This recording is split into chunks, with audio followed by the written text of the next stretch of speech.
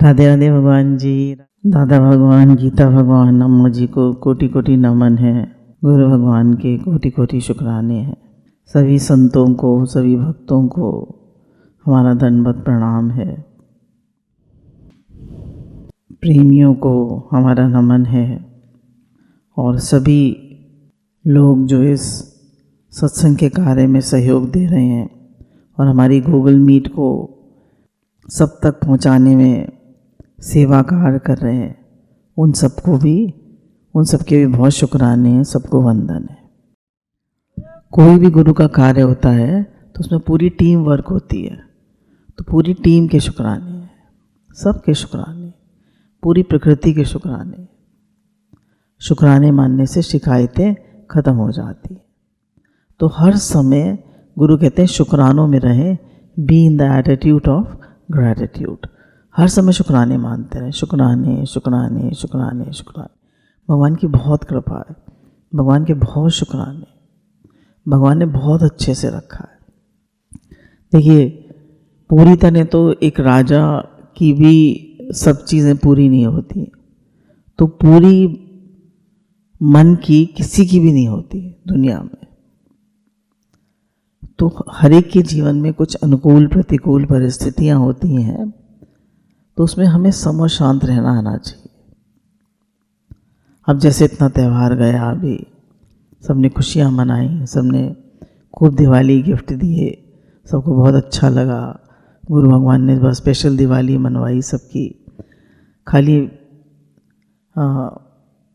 अपनी दिवाली ना मनाए, किसी और की दिवाली बना के भी तो देखें, किसी और के चेहरे पे भी तो मुस्कुराहट ला के देखे। तो इससे सबको बहुत खुशी आई, बहुत अच्छा लगा। बहुत कृपा है गुरु की, बहुत शुक्राने। फिर हमारा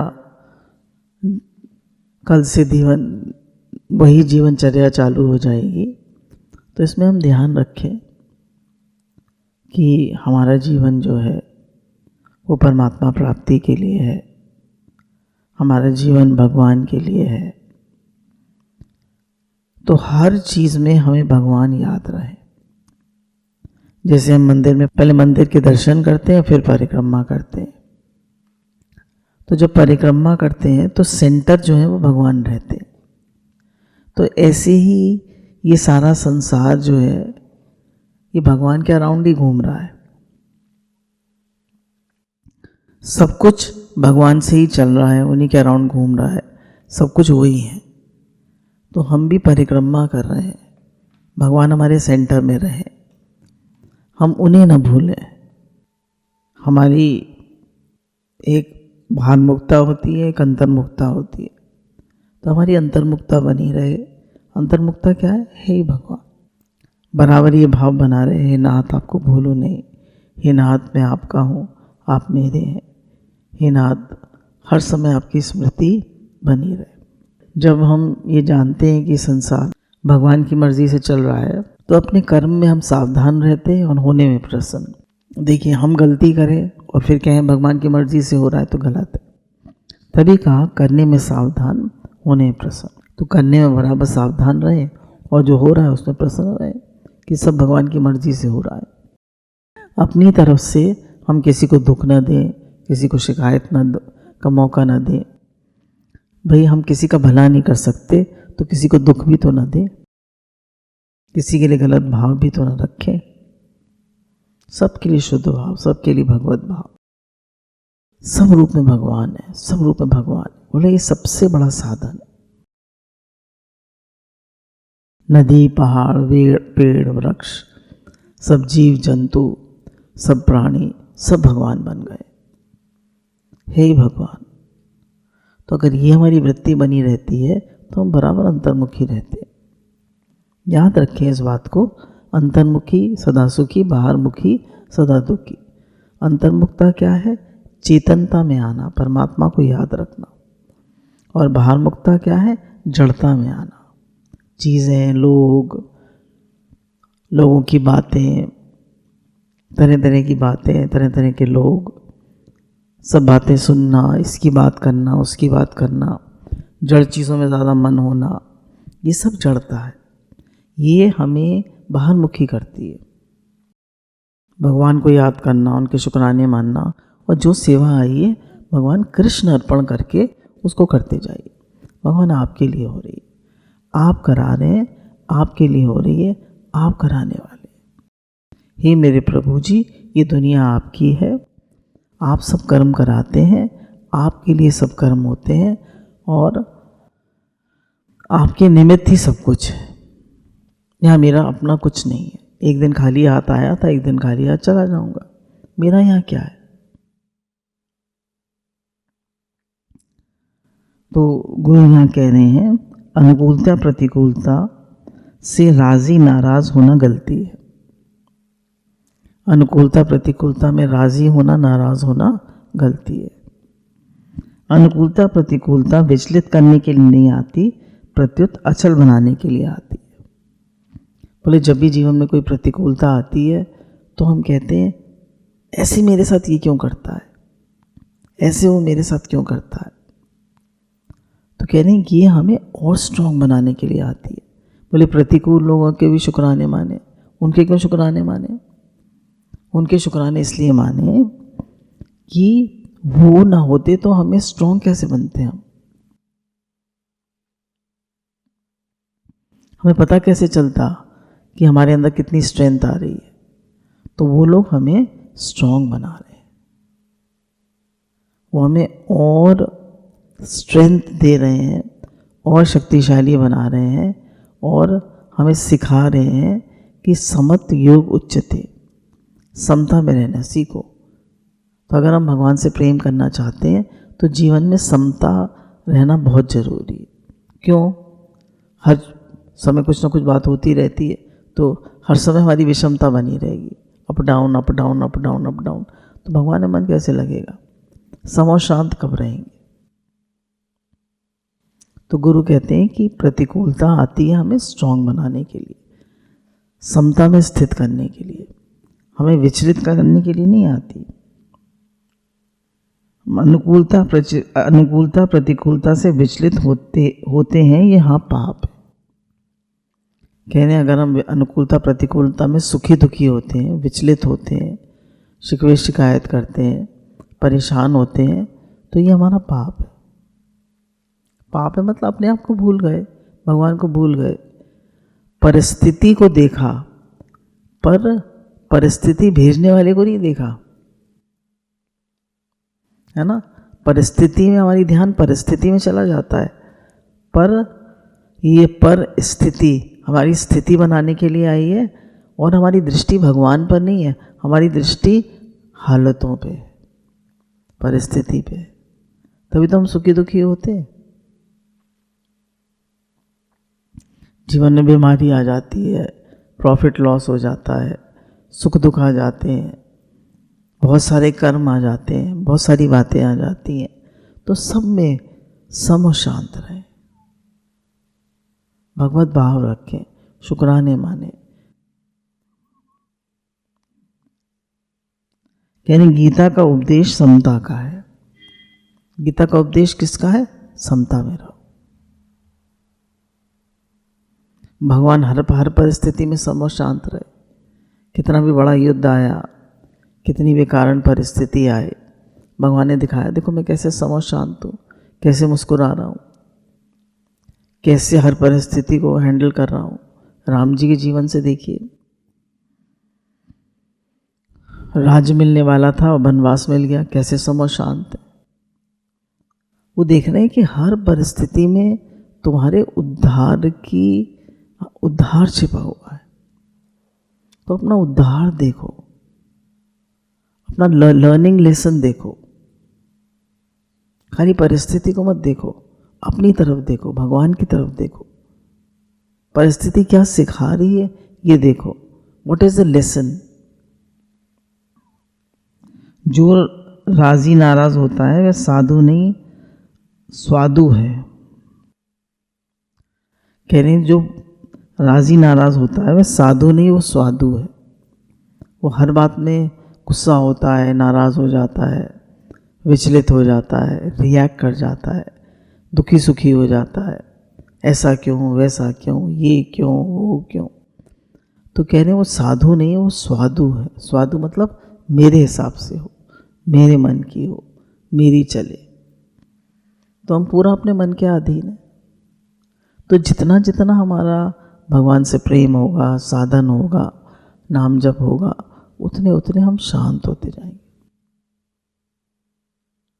परिस्थिति आएगी, चली जाएगी। अगर परिस्थिति में आप रिएक्ट ना करें, परेशान ना हो, दुखी ना हो, तो आएगी और चली जाएगी।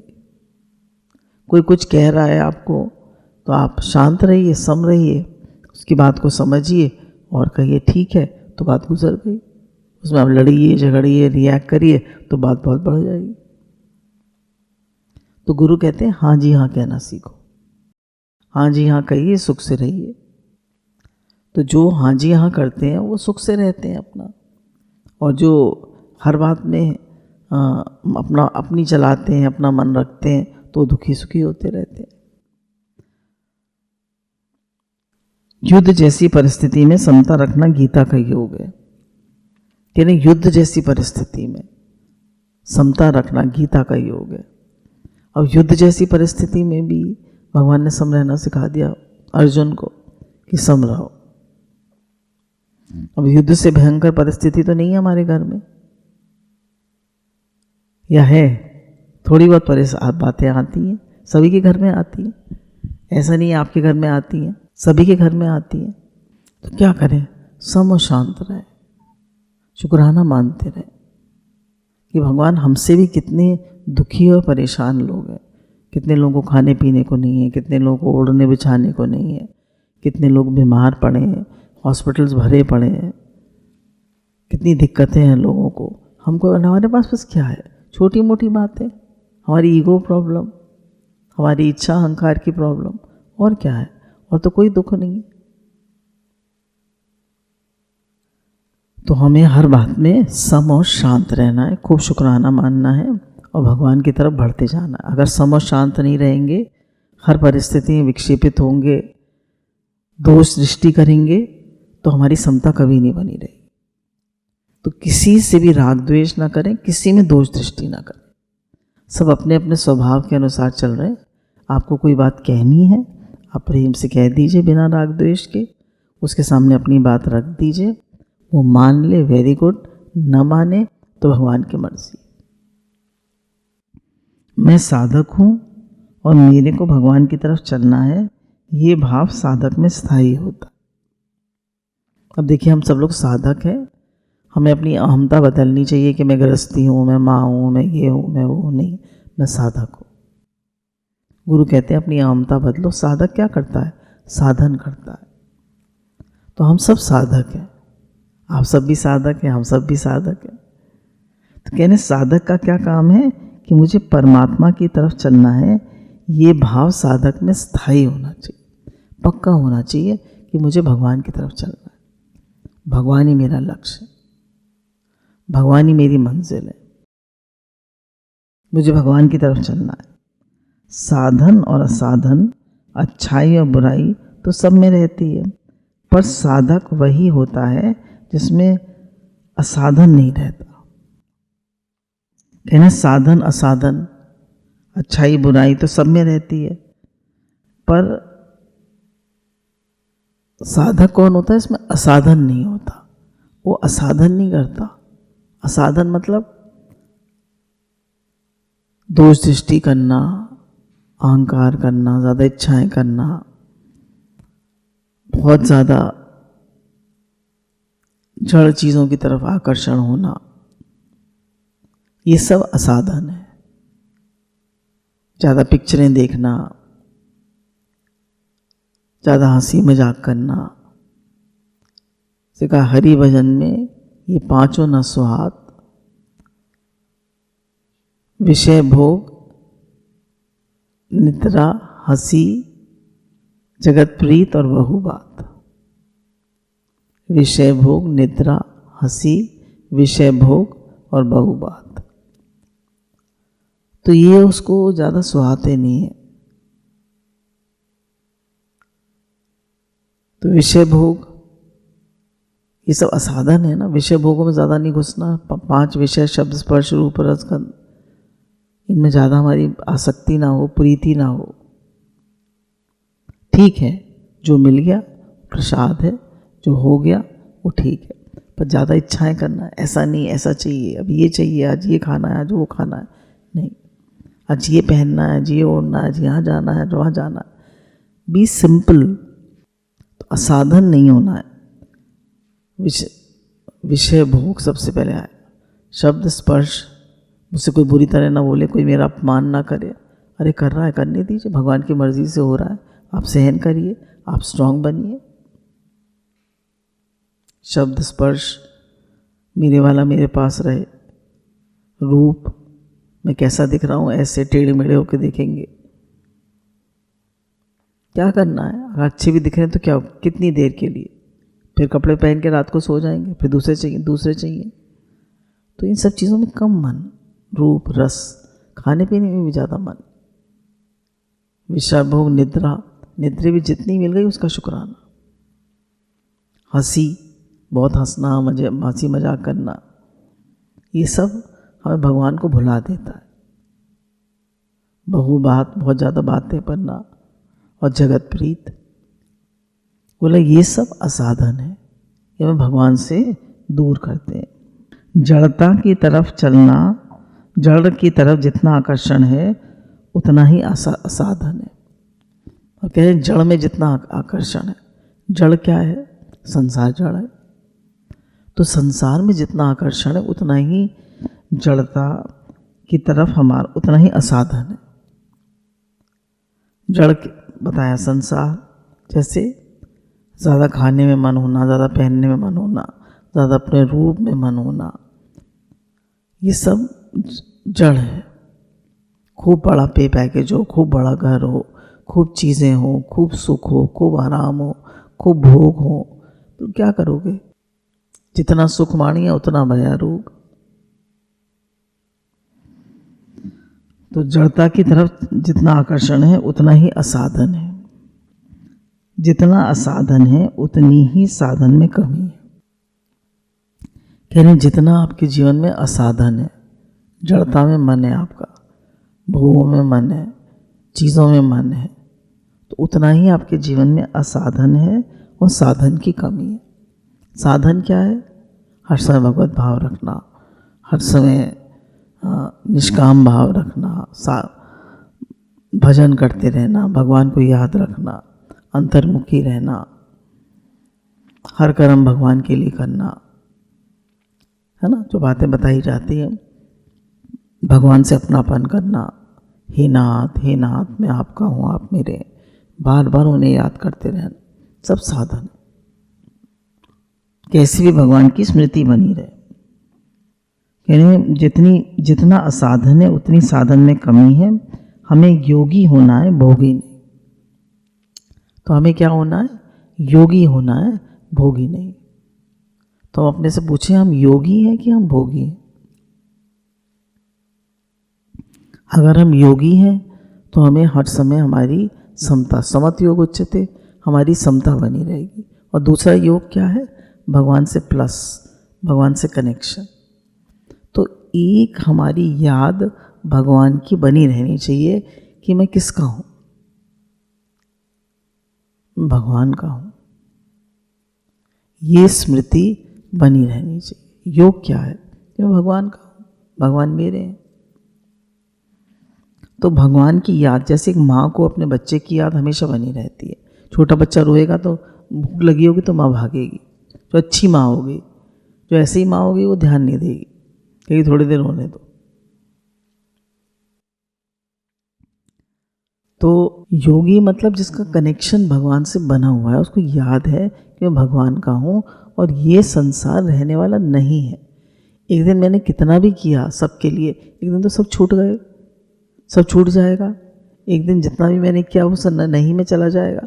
पर जो मैंने भगवान को याद रखा वो मेरे काम आएगा, क्योंकि जो मैंने जीवन भर भगवान को याद रखा, हर कर्म भगवान के लिए किया, वो अंत में भी मुझे भगवान याद दिलाएगा।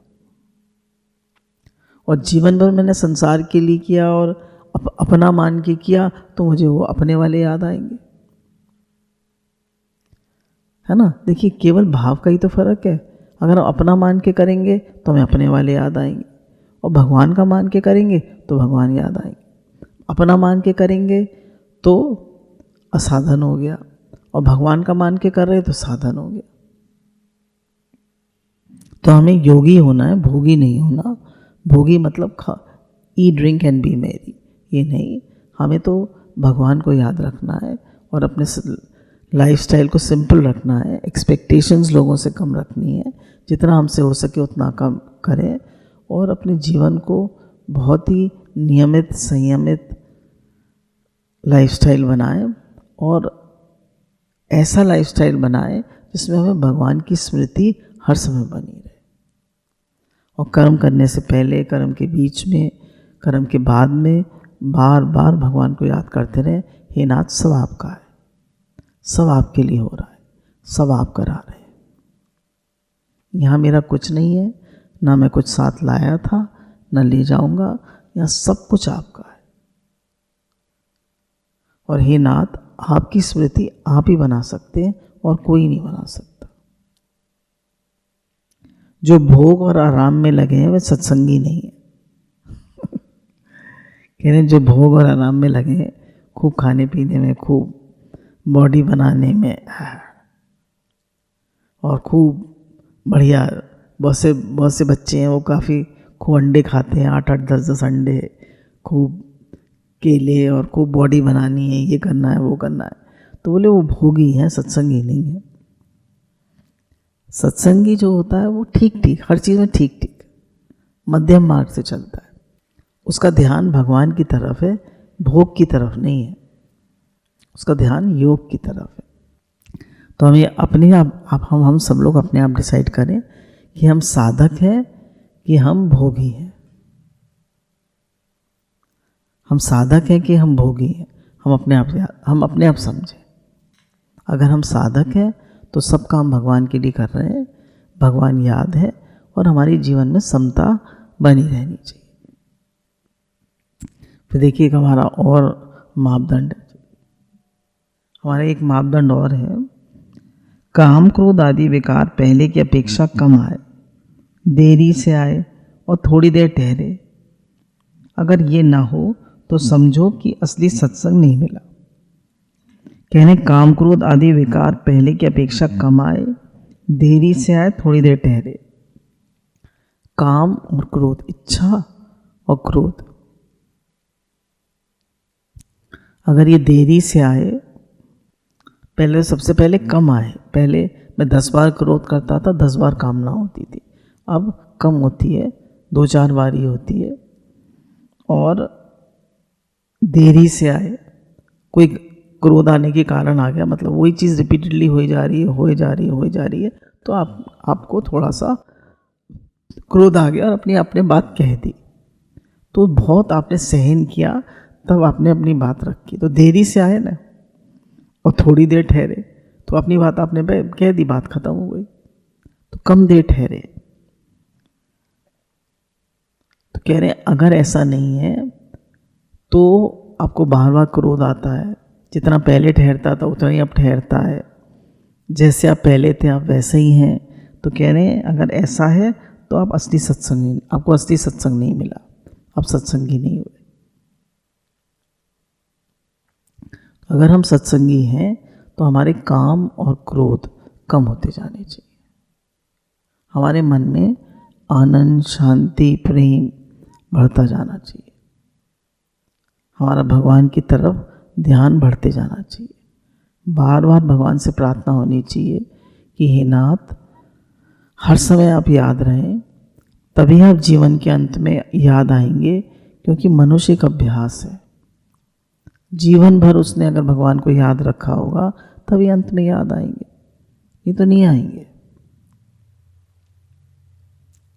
तो हमारी कोशिश होनी चाहिए कि भगवान हर समय याद रहे, क्योंकि काल कब आ जाए कुछ पता नहीं है, आजकल तो किसी का भी पता नहीं है। तो मनुष्य सोचता है वो मरेगा पर मैं नहीं मरूंगा, ऐसा नहीं है, कोई भी कभी भी जा सकता है। तो क्या करें? बोले हर समय भगवान को याद रखें, तभी काम और क्रोध कम आएंगे और हम टोटल बाहरमुखी होंगे तो बात बात में हमें काम और क्रोध आएंगे, हम विक्षेपित होते रहेंगे। हमारे लेने की इच्छा से उतना नहीं मिलेगा जितना देने वाले की इच्छा से मिलेगा। बोले हमारे लेने की इच्छा से उतना नहीं मिलेगा जितना देने वाले की इच्छा से मिलेगा। एक दृष्टांत आता है उसमें कि जब भगवान जो है मथुरा गए कंस को मारने के लिए, तो उन्होंने जो कपड़े उसके लिए जा रहे थे कंस के लिए, तो उन्होंने धोबी से कहा, उसका जो धोबी था, कि ये कपड़े हमको भी दे दो कुछ कपड़े। तो बोला तुमने अपनी शक्ल सूरत देखी है जो कपड़े मांग रहे हो, ये राजा के कपड़े हैं। तो भगवान को ये पता था कि ये वही धोबी है जिसने राम अवतार में मुझे तंग किया था। तो भगवान ने कहा कि उसने नहीं दिए। भगवान ने 2-3 बार प्रेम से कहा तो भगवान ने उसको एक थप्पड़ मारा और वो उसका शरीर शांत हो गया। भगवान ने सब कपड़े ले लिए। फिर वहीं पे एक दर्जी था थोड़ी दूर पर, तो उसने कहा लाइए सरकार ये मैं सिल देता हूँ आपके नाप के। तो फटाफट उसने सब ग्वाल वालों के नाप के, क्योंकि रावण के कपड़े तो बहुत बड़े बड़े थे, सबके हिसाब से सिल दिए। जब सबके हिसाब से सिल दिए तो भगवान ने पूछा कि तुमने तो बहुत सेवा करी है, तुम बताओ कि तुम क्या लोगे। अब दर्जी की कितनी बुद्धि है, क्या लेगा वो। तो उसने कहा भैया मैं इस कपड़े सिलने कितने ले सकता हूँ। तो उसने कहा सरकार जितना आप चाहें उतना दे दीजिए। तो उसने कहा कि मैं मुझे अब 50 रुपये दे दीजिए, 100 रुपये दे दीजिए, ये तो मांगता। पर भगवान ने क्या कहा, उसने भगवान पर छोड़ दिया, आप जितना देना चाहें उतना दे दीजिए। उन्होंने कहा तुमको मैं 2 गांव देता हूँ। तो भगवान ने उसको क्या दिया, 2 गांव। और उसकी बुद्धि कितनी मांग रही थी, थोड़े से पैसे। जैसे एक मौसमी बेचने वाला, एक लेडी रोज़ कहती थी कि मेरे लड़के को कुछ काम मिल जाए, एक मौसमी का ठेला लगा ले, वो मौसमी का ठेला लगा ले। और उसको भगवान को देने थे 1 लाख, और उसने थोड़ा सा मांग के अपनी जीविका कम कर दी। उसने गुरुजी ने कहा तुम्हें तो 1 लाख मिलने थे और तुमने 10,000 में ही भगवान से कहा मुझे 10,000 मिल जाए तो मेरा लड़का मौसमी का ठेला लगा ले। तो कहने जो देने वाला जितना दे सकता है तुम भगवान पे समर्पित रहो, तुम अपनी इच्छा मत लगाओ मुझे इतना मिल जाए उतना मिल जाए, जो भगवान दे उसमें संतुष्ट हो। हमारी सोच बहुत छोटी है और जो भगवान देंगे वो बहुत ज़्यादा देंगे। हमारी समझ नहीं है, हम छोटा सोचते हैं, हमारी बुद्धि छोटी है। भगवान की बुद्धि बहुत बड़ी है, उनकी सोच बहुत बड़ी है। तो भगवान के समर्पित रहें कि जितना आपने दिया है, जैसा दिया है, बहुत अच्छा दिया। देने वाले की इच्छा होती है न लेने की इच्छा से। कह रहे देने वाले की इच्छा कब होती है, जब हम नहीं लेना चाहें, हमें कुछ नहीं चाहिए भगवान जी, तो भगवान देना चाहते हैं। और लाओ लाओ लाओ, जो बच्चे कहते हैं लाओ लाओ लाओ, उन्हें कोई नहीं देना चाहता। और जो कहते हैं नहीं भगवान हमें कुछ नहीं चाहिए, बस आपका आशीर्वाद मिल गया, आपका प्रेम मिल गया, इतना ही हमारे लिए बहुत है, तो उन्हें प्रकृति भर भर के देती। तो देने वाले की इच्छा होती है न लेने की इच्छा से। तो देने वाली कब इच्छा होती है कि भाई हम लेना ही नहीं चाहते, तो उसका मन करता है मैं इसके लिए क्या ना कर दूं। और जो लेना चाहता है तो उसको कोई नहीं देता, तो इसलिए हम निरिच्छा होते जाएं। पैसा रखने से निर्वाह नहीं होता, निर्वाह करने की शक्ति अलग है, उससे स्वतः निर्वाह होता है। अपने आप जो वस्तु प्राप्त होती है वह विलक्षण तथा आवश्यक होती है। कह रहे निर्वाह अपने आप होता है, हमारा जो जीवन निर्वाह है वो अपने आप होता है, भगवान करते हैं, उसकी शक्ति अलग है। अपने आप जो वस्तु प्राप्त होती है विलक्षण और आवश्यक होती है। जो चीज़ हमें अपने आप मिलती है, भगवान की कृपा से मिलती है, वो बहुत होती है और वो विलक्षण होती है, उसमें थोड़े में भी तृप्ति आ जाती है। और लोग लाखों करोड़ों कमाते हैं, उसमें भी तृप्ति नहीं आती। मिलियनेयर्स और बिलियनेयर्स होते हैं, उन्हें भी तृप्ति नहीं आती। तो यही कह रहे हैं कि जो चीज़ अपने आप मिलती है वो हमारे लिए आवश्यक होती है, और जो हम इच्छा कर करके लेते हैं वो अनावश्यक होती है, मच वांट्स मोर की बीमारी लग जाती है और कभी हमारी इच्छाएं पूरी नहीं होती। कुछ भी इच्छा न करें तो जीवन निर्वाह बढ़िया होता है। यानी कुछ भी इच्छा मत करो तो जीवन निर्वाह बहुत बढ़िया होगा। जितना भगवान देंगे उसमें बहुत बढ़िया जीवन चलेगा और आप बहुत खुश रहेंगे। तो इसलिए इच्छा बिल्कुल मत करिए, भगवान इतना दो, उतना दो, इतना तो हो जाए। साहिब इतना दीजिए जामे कुटुंब समाए, मैं भी भूखा ना रहूं साधु भी भूखा ना जाए। इतना दीजिए भगवान, जब सब मैं भी भूखा ना रहूं, कोई आए वो भी भूखा ना जाए। जितने हमारे यहाँ वर्कर्स हैं सबका पेमेंट हो जाए, ये घर भी ठीक से चल जाए, जो जितनी ज़रूरतें हैं वो सब पूरी हो जाए। तो इसलिए कह रहे हैं ज़्यादा इच्छाएं मत करिए, इच्छा हमें दुख देती है, सुख कभी नहीं देती। कुछ भी इच्छा करें तो जीवन निर्वाह बढ़िया, कुछ भी इच्छा ना करें तो जीवन निर्वाह बढ़िया होता है। जो मिलता है पथ ही मिलता है, कुपथ मिलता ही नहीं। कह रहे हैं जो हमारे लिए ठीक होता है वो हमें बिल्कुल मिल जाता है और कुपथ हमें कभी नहीं मिलता। जैसे हमारे लिए प्रसाद बना है ऊपर घर में और नीचे हम समोसा चाय पिया है तो कुपथ था, और ऊपर जो प्रसाद बना था वो पथ था। तो जो हमें मिल रहा है वो पथ है, और जो हम इच्छा कर रहे हैं ये करो वो करो, ये बनाओ वो बनाओ, ये ऐसा करो वैसा करो, वो सब कुपथ है। तो मिलता है वो पथ है, और जो हम चाहते हैं वो सब कुपथ है। तो इसलिए भगवान जो दे रहे हैं उसमें खुश रहें, भगवान की रज़ा में राज़ी रहें और खुशी मनाएं कि भगवान आपने हमें बहुत अच्छे से रखा है, बहुत आपकी कृपा है, बहुत शुक्राने आपके।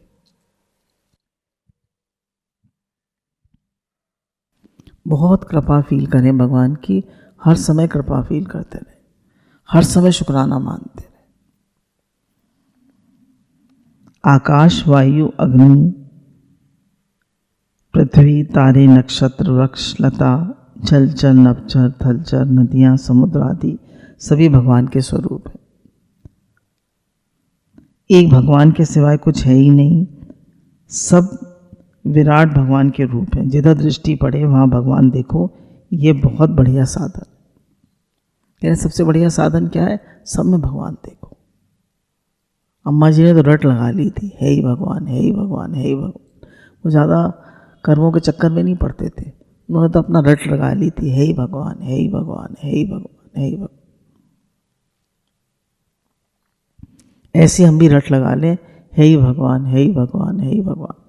कह रहे नभचर जलचर पेड़ पहाड़ लोग, देखिए प्रकृति में भगवान देखना आसान है, वो कुछ नहीं कहती, पर लोगों में भगवान देखना, उनमें दोष दृष्टि ना करना, ये मुश्किल है।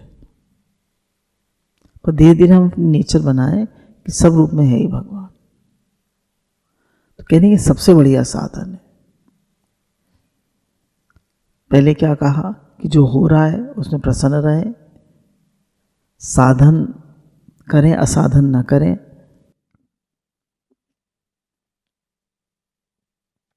फिर दूसरा अब क्या कह रहे हैं कि सब रूप में भगवान देखो, सब गोविंद है, सब गोविंद है, गोविंद बिन नहीं कोई। भगवान तो कह रहे हैं सब रूप में मैं ही हूं। तो जब हम ये देखने लगते हैं कि सब रूप में भगवान है तो फिर असाधन होता ही नहीं है, हमारा प्रेम का भाव हो जाता है। आजकल देखिए घर घर में लड़ाई है, भाई भाई में लड़ाई है, भाई भाई के बच्चे आपस में नहीं बोलते। फर्स्ट कजन्स मतलब एक भाई के बच्चे दूसरे भाई के बच्चे आपस में हेलो हाय है, राधे राधे है, पर बोलेंगे नहीं, प्रेम नहीं है। क्या है ये सब? जब सारी प्रकृति भगवान है तो हम लोगों में क्यों इतनी प्रेम की कमी आ गई?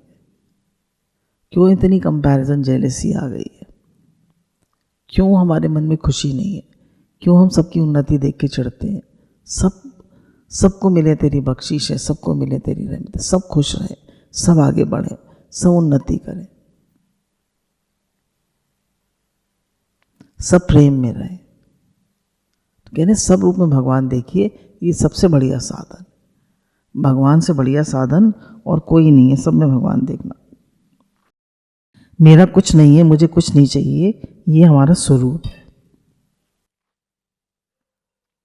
हमारा स्वरूप क्या है? मेरा कुछ नहीं है, मुझे कुछ नहीं चाहिए। मेरा कुछ नहीं है, मुझे कुछ नहीं चाहिए, ये हमारा स्वरूप है। कामना भी नहीं है और ममता भी नहीं है, मेरापन भी नहीं। तो मेरा कुछ नहीं है, मुझे कुछ नहीं चाहिए,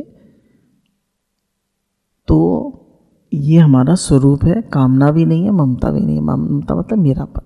अब हम कहेंगे मेरा कुछ नहीं है तो हमें उदासी आ जाती है। अरे सब भगवान का है ना, आपका नहीं है तो किसका है? भगवान का है। और वास्तव में भगवान का है। आप हमेशा रहोगे उनके साथ। माता पिता हमेशा रहते हैं। आपके माता पिता अभी तक जीवित है ना? दोनों तो नहीं होंगे, तो किसी के होंगे भी तो कोई बात नहीं, ज़्यादातर लोग तो चले गए, बड़ी उम्र वालों के सबके चले जाते हैं। तो वास्तव में हम किसके बच्चे हैं? वास्तव में तो हम भगवान के बच्चे हैं ना। हम भगवान से आए, हम भगवान के ही बच्चे हैं।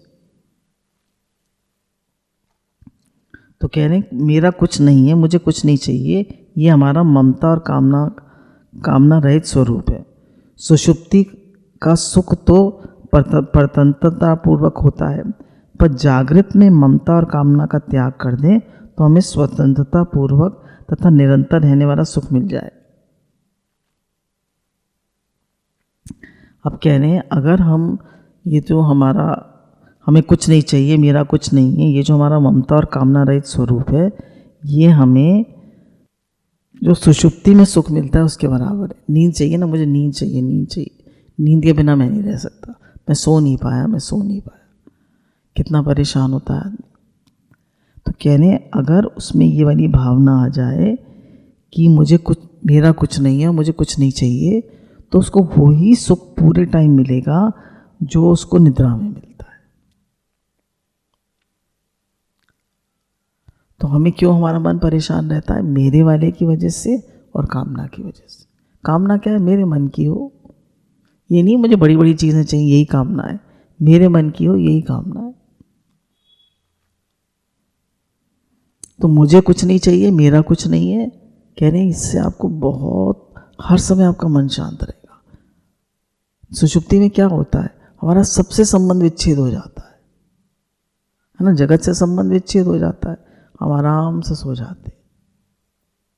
तो हमें बहुत रिलैक्स होता है, माइंड का, बॉडी का, सब नर्व्स का, सबका रिलैक्स हो जाता है। तो कह रहे हैं अगर आप हर समय इच्छा रहित और ममता रहित रहेंगे, मेरा कुछ नहीं है, मुझे कुछ नहीं चाहिए, तो आप हर समय आपको वो सुख मिलेगा जो निद्रा में मिलता है। संसार में 3 ही तो सुख है। पहला सुख निद्रा का, दूसरा सुख जो है वो पहला निद्रा का सुख है, और दूसरा सुख भोगों का है, और तीसरा सुख माया का है। और कह रहे हैं अगर निद्रा नहीं आई तो और सब सुख बेकार है। तो निद्रा आदमी क्यों चाहता है? क्योंकि उसका माइंड एंड बॉडी पूरा उसमें रिलैक्स हो जाता है, शांत हो जाता है। तो आप इच्छा रहित और ममता रहित रहेंगे तो आपका माइंड और बॉडी पूरा रिलैक्स हो जाएगा, आप एकदम शांत हो जाएंगे। तो इसलिए इच्छा रहित और ममता रहित रहिए, शांत रहिए और प्रसन्न रहिए। कोई इच्छा मत करिए, कोई मेरापन मत करिए, बार बार कहिए भगवान यहाँ सब कुछ आपका है और मुझे कुछ नहीं चाहिए। तू जो मिला तो सारी दुनिया मिली। थोड़ी सी गीता ले लेते हैं। 3रा अध्याय है, योग में आरूढ़ होने की इच्छा वाले मननशील पुरुष के लिए योग की प्राप्ति में निष्काम भाव से कर्म करना ही हेतु कहा जाता है। अगर हम योग लगाना चाहते हैं तो सबसे पहली चीज़ क्या है? हमें मननशील होना चाहिए। मननशील क्या है? कि ये जगत क्या है, सच क्या है, रहने वाला क्या है।